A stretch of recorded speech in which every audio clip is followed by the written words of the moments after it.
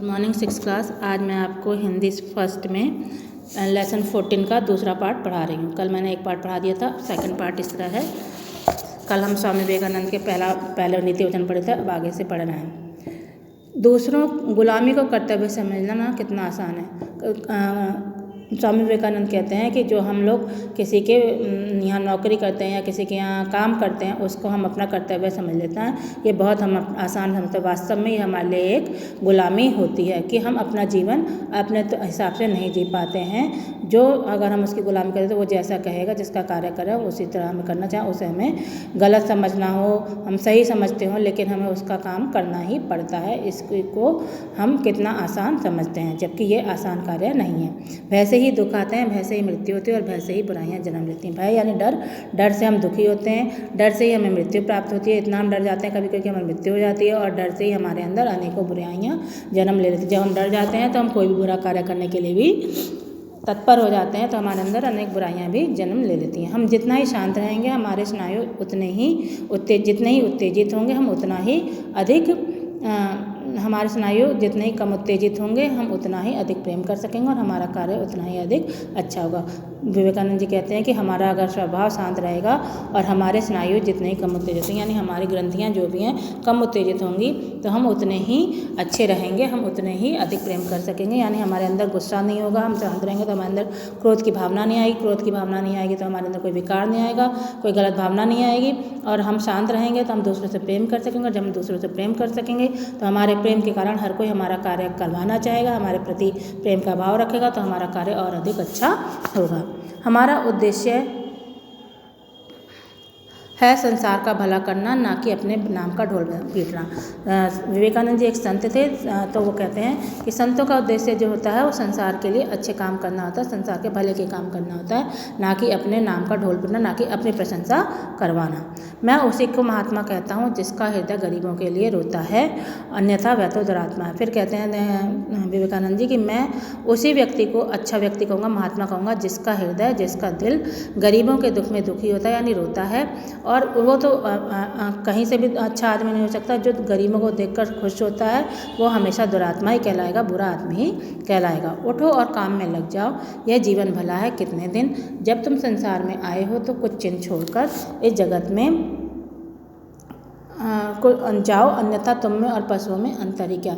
वे भी तो पैदा होते हैं, परिणाम को प्राप्त होते हैं और मर जाते हैं। विवेकानंद जी कहते हैं कि जो व्यक्ति हम व्यक्ति हैं, हम संसार में आए हैं तो हमें उठना चाहिए और काम में लग जाना चाहिए, क्योंकि ये जो जीवन है इसका किसी को नहीं पता कि ये जीवन कितने दिन चलेगा। किसी का लंबा भी चल सकता है, किसी का आज या कल ख़त्म भी हो सकता है। तो जीवन का किसी को कुछ नहीं पता है। तो संसार में आए हैं तो कुछ ऐसे काम करो जिससे हमारे चिन्ह छूट जाएँ, हमारे निशान छूट जाएँ, हमें लोग याद करें। अन्यथा हमारा जीवन नहीं तो हमारा जीवन पशुओं की तरह ही होगा। पशु और हमें कोई अंतर नहीं होगा कि पशु भी पैदा होते हैं और परिणाम को प्राप्त होते हैं। जो उनका जीवन होता है, जो उनका कार्य तो करते हैं और मर जाते हैं, लेकिन उन्हें कोई याद नहीं करता। तो उसी तरह हमारा जीवन हो जाएगा।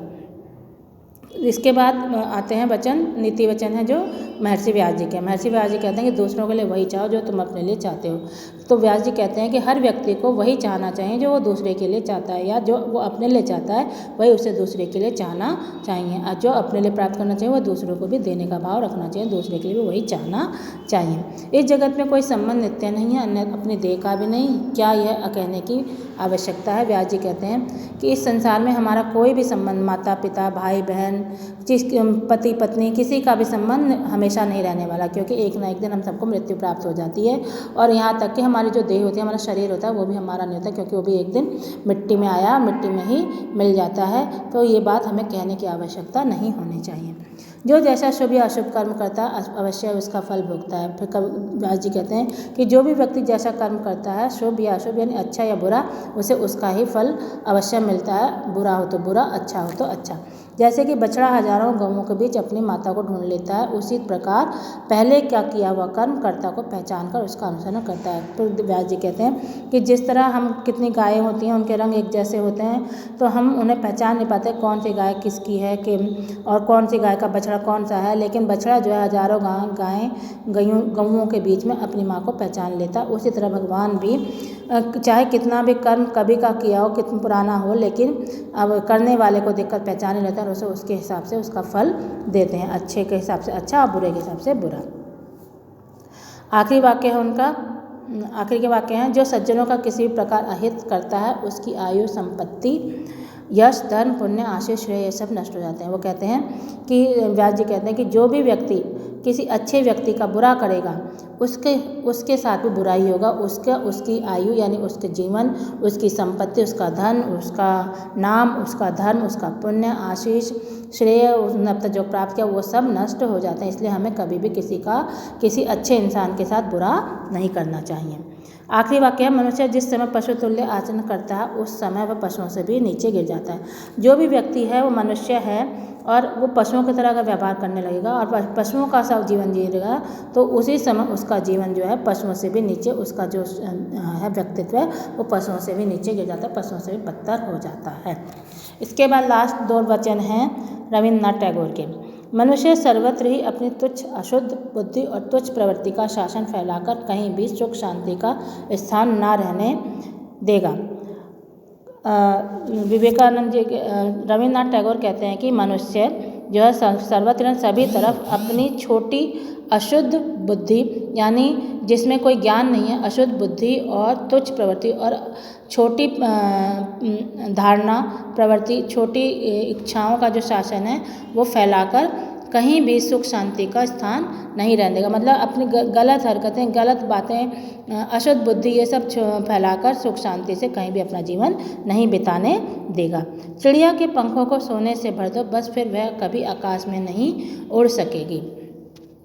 फिर कहते हैं सोना जो होता है पंख वो भार में होता है और चिड़िया के पंख हल्के होते हैं। यदि चिड़िया को हमें रोकना है उड़ने से तो हम क्या कर सकते हैं कि चिड़िया के पंखों को सोने से भर दो, यानी उसमें सोना गढ़ दो तो उसके पंख जो हैं एक तो हल्के भारी हो जाएंगे, दूसरे वो पंख उड़ने लायक नहीं रहेंगे। पंखों पर जब वो हो गया सोना लग गया तो एक परत लग गई जिसकी वजह से वो उड़ नहीं पाएगी। तो अगर किसी को रोकना है, किसी की उड़ान रोकनी है तो कुछ ऐसा करो कि वो उड़ ही ना पाए।